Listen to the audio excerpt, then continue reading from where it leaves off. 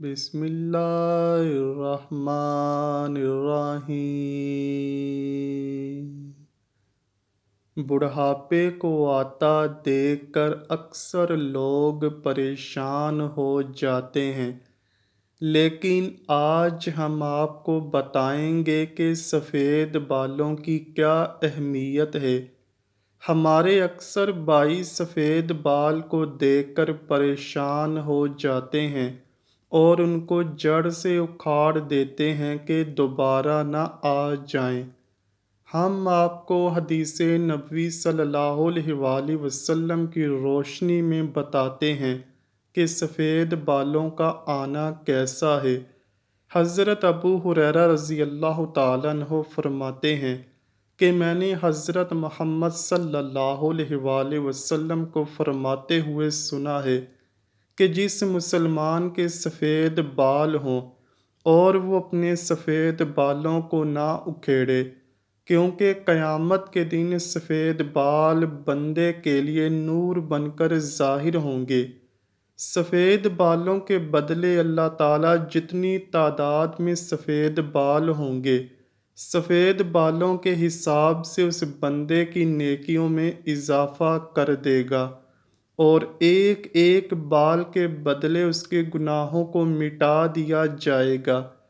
یحییٰ بن سعید سے مروی ہے کہ میں نے سعید بن مسیب کو یہ فرماتے ہوئے سنا ہے کہ حضرت ابراہیم علیہ السلام دنیا میں سب سے پہلے فرد ہیں جنہوں نے اپنی مونچھوں کو کاٹا، اور آپ علیہ السلام جب بڑھاپے کو پہنچے تو آپ علیہ السلام کے بال سفید ہو گئے، تو آپ علیہ السلام نے اللہ تعالیٰ سے پوچھا، اے میرے مالک، یہ کیا ماجرا ہے؟ اللہ تعالیٰ نے آپ علیہ السلام کو جواب دیا، اے میرے دوست، یہ میری رحمت ہے۔ بالوں کا سفید ہونے سے انسان کی شان و شوکت، عزت و وقار بڑھ جاتا ہے اور تمام برے کاموں سے بچنے کی علامت ہے۔ حضرت ابراہیم علیہ السلام نے عرض کیا، اے میرے مولا، یہ تو تیری بڑی شان ہے، اے اللہ میرے وقار کو بلند فرما۔ آپ صلی اللہ علیہ وآلہ وسلم کا فرمان عالی شان ہے کہ جو مسلمان بوڑھا ہو گیا تو اس کا بڑھاپا اس کے لیے قیامت کے دن نور بن کر ابھرے گا۔ ایک بندے نے نبی اکرم صلی اللہ علیہ وآلہ وسلم سے عرض کی، اے اللہ کے نبی صلی اللہ علیہ وآلہ وسلم، لوگ سفید بالوں کو اکھاڑ دیتے ہیں۔ یہ سن کر آپ صلی اللہ علیہ وآلہ وسلم نے فرمایا کہ جو بندہ اپنے سفید بالوں کو اکھاڑتا ہے تو اس نے قیامت کے دن اپنے نور کو ختم کر کے اکھاڑ دیا ہے۔ آپ صلی اللہ علیہ وآلہ وسلم نے فرمایا کہ سفید بال قیامت کے دن مسلمانوں کے لیے نور ہے۔ ان سفید بالوں کے بدلے اللہ تعالیٰ اس بندے کی نیکیاں لکھ دے گا اور گناہوں کو ختم کر دے گا اور اس بندے کا درجہ بلند فرما دے گا۔ حضرت ابو بکر رضی اللہ تعالیٰ عنہ فرماتے ہیں کہ ایک دفعہ ایک آدمی نبی اکرم صلی اللہ علیہ وآلہ وسلم کی بارگاہ میں پیش ہوا اور کہنے لگا، اے اللہ کے رسول صلی اللہ علیہ وآلہ وسلم، ہم میں سے کون سا بندہ بہتر ہے؟ آپ صلی اللہ علیہ وآلہ وسلم نے فرمایا، جو بندہ بڑھاپے میں پہنچ گیا اور اس کی نیکیاں بہت زیادہ ہیں، وہ سب سے بہتر ہے۔ اس نے پھر دریافت کیا، یا رسول اللہ صلی اللہ علیہ وآلہ وسلم، سب سے برا شخص کون ہے؟ آپ صلی اللہ علیہ وآلہ وسلم نے فرمایا کہ جو بڑھاپے میں گیا اور اس کے گناہ زیادہ ہیں۔ نبی اکرم صلی اللہ علیہ وآلہ وسلم نے فرمایا کہ اللہ تعالیٰ کا حکم ہے کہ جب میرا بندہ 40 سال کی عمر میں پہنچ جاتا ہے تو میں اس کو 3 امراض سے بچا لیتا ہوں: دیوانگی، کوڑ، جلد کے سفید داغ کا ہونا۔ جب میرا بندہ 50 سال کو پہنچ جاتا ہے تو میں قبر میں اس کا حساب و کتاب آسان کر دیتا ہوں۔ جب میرے بندے کی عمر 60 سال ہو جاتی ہے تو میں اس کا دھیان اپنی عبادت کی طرف کر دیتا ہوں۔ جب میرا بندہ 70 سال کا ہو جاتا ہے تو میرے فرشتے اس بوڑھے بندے سے پیار کرنا شروع کر دیتے ہیں۔ جب وہ 80 سال کو پہنچ جاتا ہے تو اس کے نیک اعمال لکھے جاتے اور برے اعمال کو نظر انداز کر دیا جاتا ہے۔ جب بندے کی عمر 90 سال ہو جاتی ہے تو فرشتے فرماتے ہیں یہ اللہ تعالیٰ کا خاص بندہ ہے، اس کے سارے گناہ معاف کر دیے جاتے ہیں۔ اس سے مراد ہے کہ اس بندے کی عمر پوری ہو چکی ہے اور روح کو اس کے جسم میں قید کر کے رکھا ہے، بس یہ وصال کے قریب ہے۔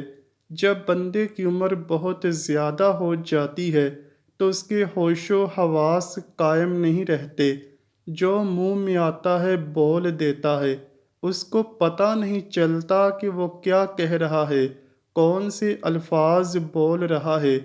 اس عمر میں اللہ تعالیٰ اس بندے کے جوانی کے سارے گناہوں کو معاف کر دیتا ہے، اس سے کوئی غلطی بھی ہو جائے تو اس کو معاف کر دیتا ہے۔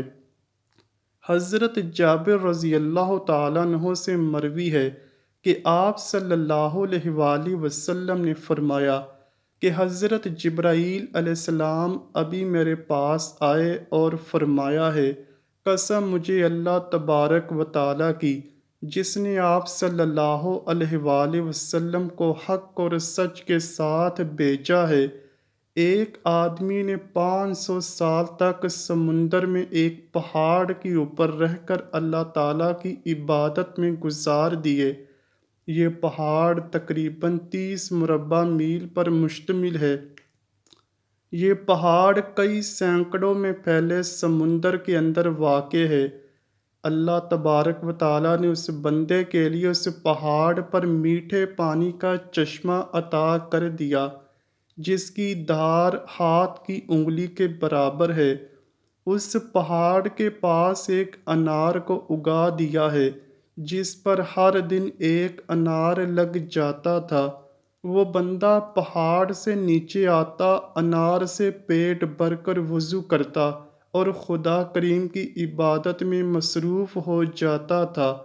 جب وہ نیک بندے کی موت کا وقت آیا تو اس نے اللہ تعالیٰ سے دعا کی، اے اللہ میری موت سجدے کی حالت میں آئے اور میرے جسم کو پاک صاف جگہ پر محفوظ کر دیا جائے، اور جب قیامت کے دن دوبارہ مجھے زندہ کیا جائے تو سجدے کی حالت میں زندہ کیا جائے۔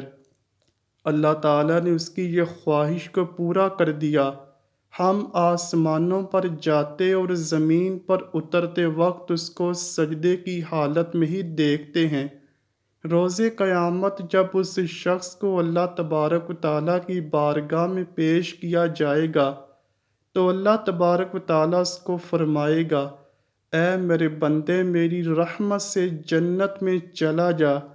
تو یہ بندہ سوال کرے گا، اے اللہ میرے نامہ اعمال کی وجہ سے مجھے جنت میں کیوں نہیں بھیجا جا رہا؟ 2 بار یہی قصہ ہوگا۔ پھر اللہ تعالیٰ فرمائے گا، جا بندے میری رحمت سے جنت میں چلا جا۔ یہ بندہ کہے گا، اے اللہ میرے عمل کی وجہ سے مجھے جنت کیوں نہیں عطا کی جا رہی؟ تو اللہ تعالیٰ نے اس سے فرمایا، تجھے جو نعمتیں میں نے عطا کی ہیں اس کا اور تیرے عمل دونوں کا حساب کتاب ہوگا۔ صرف آنکھ کی عطا کی گئی نعمت سے اس کے 500 سال کے سارے کیے گئے نیک اعمال ختم ہو جائیں گے، اور باقی سارے جسم پر جو احسان ہوں گے وہ زیادہ ہوں گے۔ اللہ تعالیٰ فرمائے گا کہ اس بندے کو جہنم میں ڈال دو۔ جب اس کو جہنم میں لے جانے کے لیے پکڑا جائے گا تو وہ بندہ کہے گا، اے اللہ تعالیٰ مجھے اپنی رحمت کے ذریعے جنت میں بھیج دو۔ اللہ تعالیٰ فرمائے گا کہ میرے اس نیک بندے کو ادھر لاؤ۔ جب اس کو لایا جائے گا تو اللہ تعالیٰ فرمائے گا، تجھ کو پیدا کرنے والا کون ہے؟ وہ بندہ کہے گا، اے اللہ تعالیٰ آپ ہی نے مجھے زندگی عطا کی ہے، پھر اللہ تعالیٰ فرمائے گا تجھ کو 500 سال تک زندہ رکھ کر عبادت کی توفیق دینے والا کون ہے؟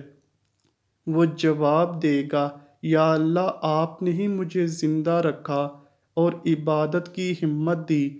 اللہ تعالیٰ فرمائے گا تجھے سمندر میں پہاڑ کے اوپر کس نے پہنچایا اور وہاں پانی اور انار مہیا کرنے والا کون ہے؟ بندہ جواب دے گا یا اللہ آپ ہی نے مجھے سب کچھ عطا کیا ہے۔ اللہ تعالیٰ فرمائے گا تیرے کہنے پر ہی میں نے تیری جان سجدے کی حالت میں نکالی اور سجدے کی حالت میں دوبارہ ڈالی، یہ سب میری رحمت کی وجہ سے ہی ہوا ہے۔ میں اب بھی تجھے اپنی رحمت کی وجہ سے ہی جنت میں داخل کر رہا ہوں۔ حضرت جبرائیل علیہ السلام نے فرمایا اے اللہ کے نبی صلی اللہ علیہ وآلہ وسلم، دنیا آسمان میں جو کچھ بھی ہے وہ سب اللہ تعالیٰ کی رحمت ہے۔ خداوند کریم سے دعا ہے کہ وہ ہم سب کو بھی اپنی رحمت سے جنت میں داخل کر دے، آمین یا رب العالمین۔ امید کرتا ہوں کہ آپ کو ویڈیو ضرور پسند آئی ہوگی۔